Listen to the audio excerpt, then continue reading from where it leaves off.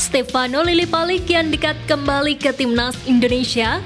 Amar Rehan Brik tiba di Indonesia. Pemain debutan termuda di timnas Indonesia. Simak informasi selengkapnya sebagai berikut.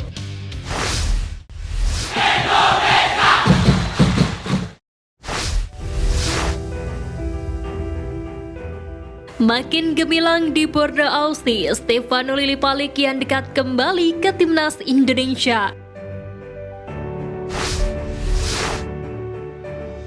Kabar baik bagi pecinta sepak bola tanah air usai Stefano Lillipali digadang-gadang bakal kembali memperkuat timnas Indonesia.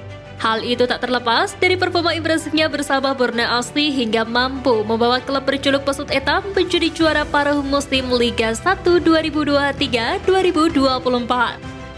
Sebagaimana diketahui, Stefano Lillipali sendiri merupakan pemain yang sering keluar masuk timnas Indonesia. Padahal statistik pemain Akademi Aussie Ultra ini terbilang impresif. Dari 17 pertandingan di BRI Liga 1, pemain Borneo Aussie ini mencetak 9 gol serta 8 assist.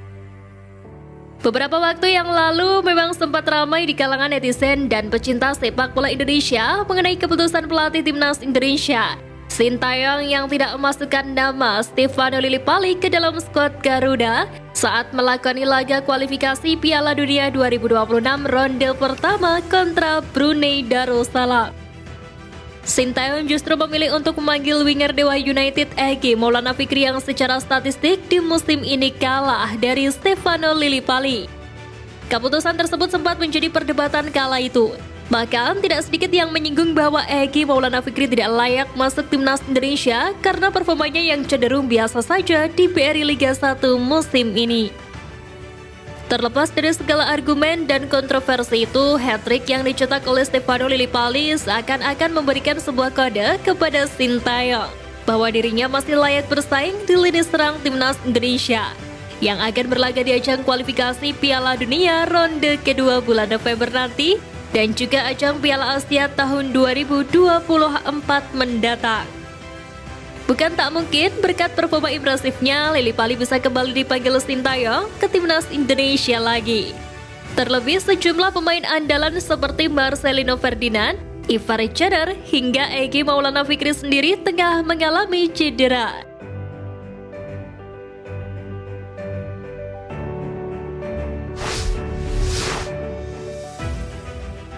Pemain debutan termuda di timnas Indonesia.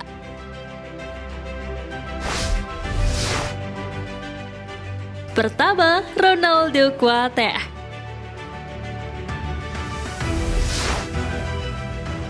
Ronaldo Kuateh merupakan sosok pemecah rekor bahasa losa sebagai debutan termuda di timnas Indonesia. Ia dimainkan Sintayong di laga melawan Timor Leste pada 30 Januari 2022 meski tidak sebagai starter skuad Garuda. Dimasukkan di babak kedua, ex pemain Madura United itu mengganti Ramai Rumakik dan hebatnya berhasil mencetak assist terhadap gol Ricky Kambuaya menit ke-65. Saat itu Ronaldo Kuateh berusia 17 tahun 98 hari. Namun kini ia telah lama absen membela skuad Garuda lantaran mengalami cedera. Kedua, Marcelino Ferdinand. Digadang-gadang sebagai bintang masa depan timnas Indonesia sejak debutnya di laga melawan Timor Leste pada 27 Januari 2022 lalu. Saat itu Marcelino Ferdinand masih berusia 17 tahun 138 hari. Pengalaman bermain di level junior membuatnya tak canggung. Meski dihadapkan dengan para senior, Marcelino mampu bagi-bagi ritme dan menjelma sebagai motor serangan skuad Garuda. Hingga kini, Marcelino Ferdinand masih menjadi andalan di semua kategori umur timnas Indonesia.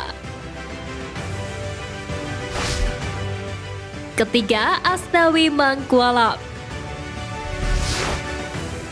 Tak sangka, sosok yang saat ini dipercaya sebagai kapten timnas Indonesia ini termasuk dalam daftar debutan termuda skuad Garuda.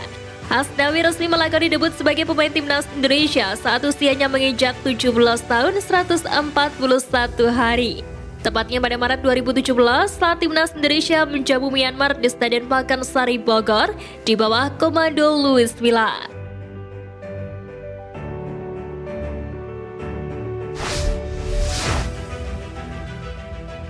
Pemain keturunan tiba di Indonesia, naturalisasi Choyun Damanik di tangan STY.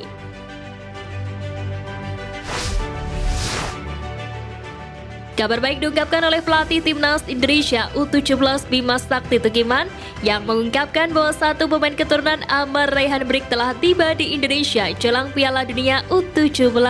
Pemain diaspora itu dijadwalkan bergabung dengan pemusat latihan Timnas Indonesia U17.